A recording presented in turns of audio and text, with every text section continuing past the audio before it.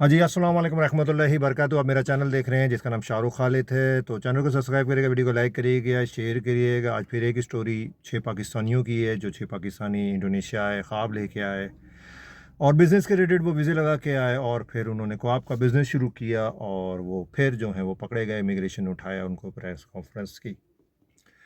अच्छा, पाकिस्तान इंडोनेशिया को बहुत मुल्क ऐसा समझ यूरोप की तरह समझते हैं या दुबई या मलेशिया, वो उस लेवल का मुल्क नहीं, बड़ा मुल्क है, बिज़नेस है, कारोबार है, लेकिन उसके कुछ रूल्स रेगुलेशन हैं जो सूटेबल ना हो पाकिस्तानियों के लिए।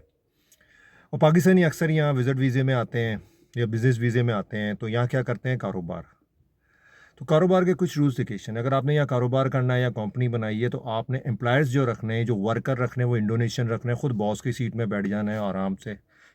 हेल्प एनीथिंग एल्स आपने कुछ नहीं करना, बस बॉस की सीट में बैठना है। जो स्किल है, जो खाना पकाने का काम हो, कारपेट को, एनीथिंग एल्स वो इंडोनेशियन वर्कर संभालेंगे। लेकिन पाकिस्तानी इधर आते हैं इंडोनेशिया में, उनके रूल्स और लॉ को फॉलो नहीं करते। इसी तरह ये 6 आए, कंपनी बनाई, बिज़नेस वीज़े में इधर आए, मिल मिटा के इन्होंने इन्वेस्टमेंट की और इन्होंने जो है फिर वो कबाब का जो है वो बिज़नेस शुरू किया। और इंडोनेशिया में काफ़ी अच्छा काम है, कबाब वगैरह, बारबेक्यू वगैरह लाइक करते हैं पाकिस्तानी, जो खाने काफ़ी फेमस है, बिरयानी वगैरह।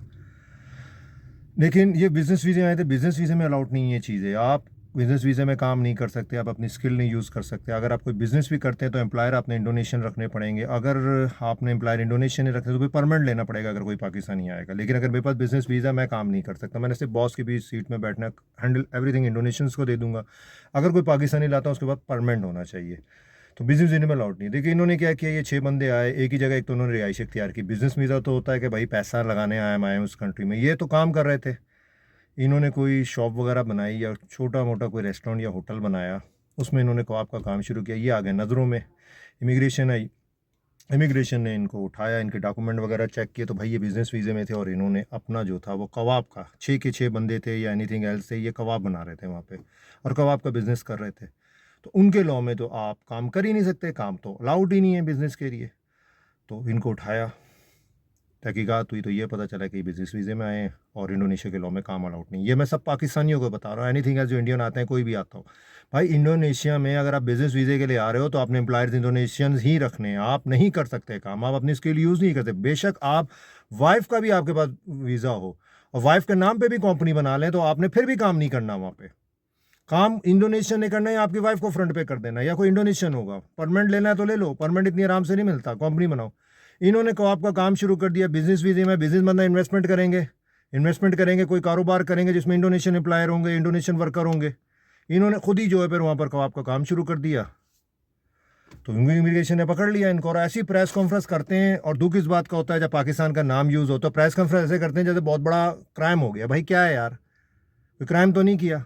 उनके लॉ, उनको अब उनको पता नहीं लॉ पता था या नहीं पता था। जो हमारे एजेंट भाई होते हैं वो ख्वाब दिखाते हैं इंडोनेशिया आ जाओ, ये वो, भाई कुछ नहीं है यार, इंडोनेशिया आसान कंट्री नहीं है फॉरनर के लिए। आपके पास अगर इंडोनेशियन पासपोर्ट है ठीक है, अगर आपकी बीवी है तो उसके वहाँ पे बिजनेस करो, खुद साइड पे हो जाओ। ख्वाब आपके एजेंट दिखा रहे हैं, आपको लूट रहे हैं। उधर आते हैं, आप पकड़े जाते हैं, आप कंप्लेन होती है, वो प्रेस कॉन्फ्रेंस में आपके हाथों में कभी कार वो चेन शेन क्या वो बांध के प्रेस कॉन्फ्रेंस ऐसे करते हैं जैसे बहुत बड़ा क्राइम हो गया, अरबों खरबों रुपए की करप्शन हो गई, या मर्डर कर दिया, या डकैती मार दी है।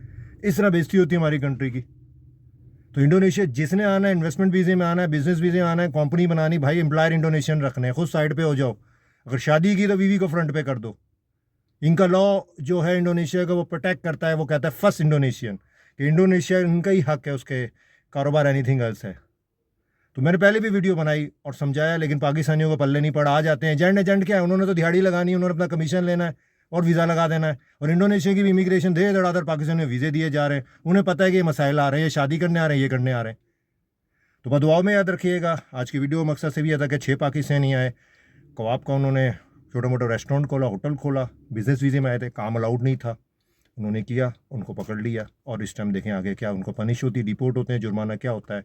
बाकायदा प्रेस कॉन्फ्रेंस की और बाकायदा जो है वो अच्छा नहीं लगा, क्योंकि हर दफ़ा पाकिस्तानी का नाम आता है और गिल्टी कहते हैं भाई ये तो अलाउड ही नहीं था, इनके डॉक्यूमेंट वगैरह और इसमें तो अलाउड ही नहीं था, ये काम कैसे कर सकते हैं। काम ही कर रहे हैं ना भाई, कुकिंग कर रहे हैं, रेडिट कर रहे हैं, वो काम काम नहीं अलाउड है। तो अंदर डाल दिया उनको। बस दुआ में याद रखिएगा। अस्सलाम वालेकुम रहमतुल्लाहि व बरकातहू।